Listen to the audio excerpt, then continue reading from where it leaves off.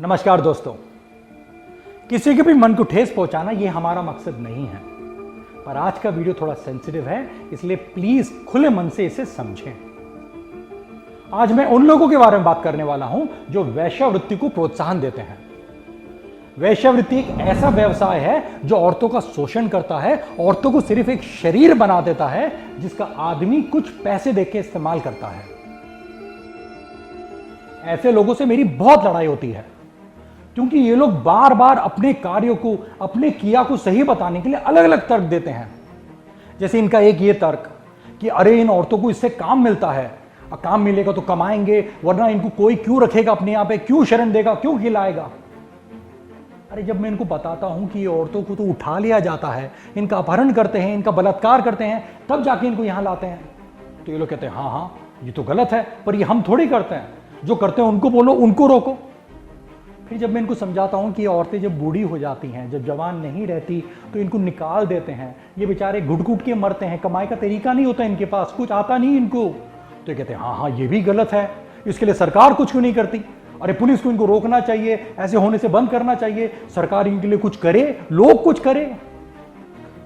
ये लोग बस दूसरों पे इल्जाम डालते रहते हैं, दूसरों को जिम्मेदार बताते हैं। ये लोग जो इस बाजार में आके इन औरतों का इस्तेमाल करते हैं, वो ये देखना ही नहीं चाहते कि कैसे वो इसके जिम्मेदार हैं, कि कैसे वो यहां पे पैसा खर्च करते हैं, इसलिए इस पैसे की वजह से इन औरतों का सप्लाई आता है। वो ये देखना ही नहीं चाहते कि ये औरतें बेचारे अपनी खुशी से नहीं, अपनी मजबूरी में ये काम करते हैं, कैसे ये हताश हो जाते हैं, इनको मारते हैं, इनका बलात्कार करते हैं, तब जाके लाचारी में ये करते हैं। वो ये लोग देखना ही नहीं चाहते कि कैसे हम इन औरतों को सिर्फ एक वस्तु समझते हैं, एक शरीर जिसका हम फायदा उठाते हैं, जिसको हम भोगते हैं, जिससे हम मजा लेते हैं। इसलिए जब तक ये मजा दे पाए तब तक इनकी कीमत, उसके बाद इनकी कोई कीमत नहीं रहती।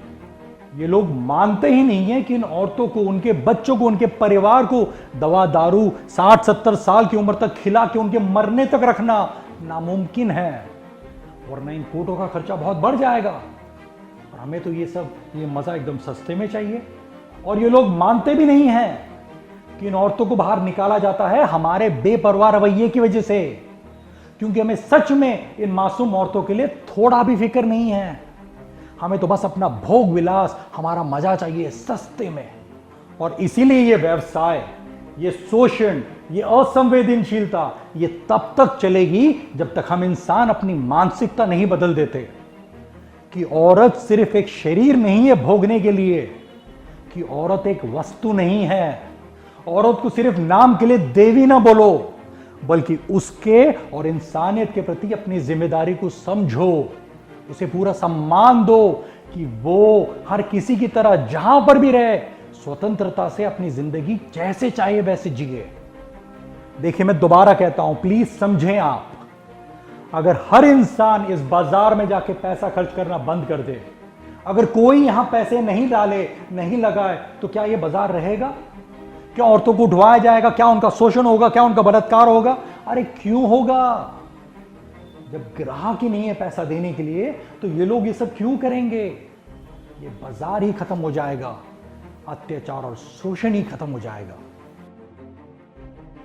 बिल्कुल सही बात है। नहीं, लोग कहते हैं ये चीज़ नहीं होना चाहिए, पर फिर जाकर उसी का समर्थन करते हैं, लेकिन अपने ऊपर बात नहीं आने देते हैं। पर क्या कुछ ऐसा ही हम लोग भी पशुओं के मामले में नहीं कर रहे हैं? पूरी बात सुनिएगा। जब हमें कहा जाता है कि दूध का सेवन करना गलत है क्योंकि उसमें क्रूरता होती है, तब हम भी तो यही कहते हैं कि अरे जाकर उन लोगों को बोलो जो ऐसा कर रहे हैं, जाकर फार्म्स बंद करवाओ, जाके कंपनियों को बोलो। या जब बताया जाता है कि बूढ़ा होने पर दूध देने वाले इन गाय भैंसों को कसाई खाने में मार दिया जाता है, तब हम कसाई को, मुसलमानों को या बूढ़े जानवर बेचने वाले व्यक्ति को दोष देते हैं।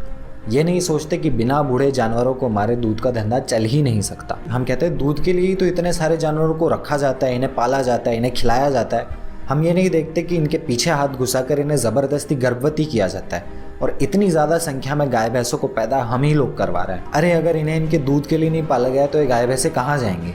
हम ये नहीं देखते कि आज भी रोज़ 1 लाख भैंसें कसाई खानों में काटी जा रही हैं। फिर हम कहते हैं हाँ इन मवेशियों को इस तरह से रखना गलत है और बूढ़े होने पर बेच देना भी गलत है, इस पर सरकार को कुछ करना चाहिए। हम ये नहीं देखते कि दूध खरीदकर डिमांड पैदा करवाने वाले हम ही लोग हैं। अब अगर आप सोच रहे यार कैसे बेवकूफ़ लोग हैं, एक महिला और गाय भैंस मुर्गे में फ़र्क नहीं दिखता क्या?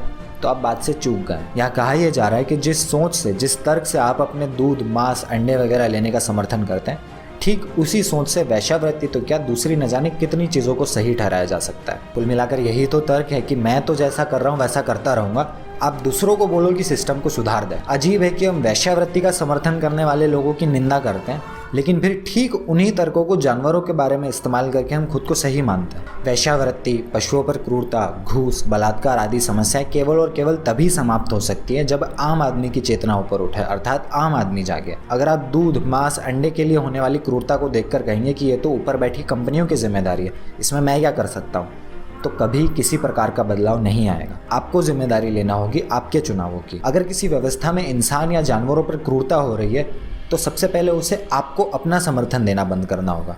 तब और सिर्फ तब ही बदलाव की संभावना है।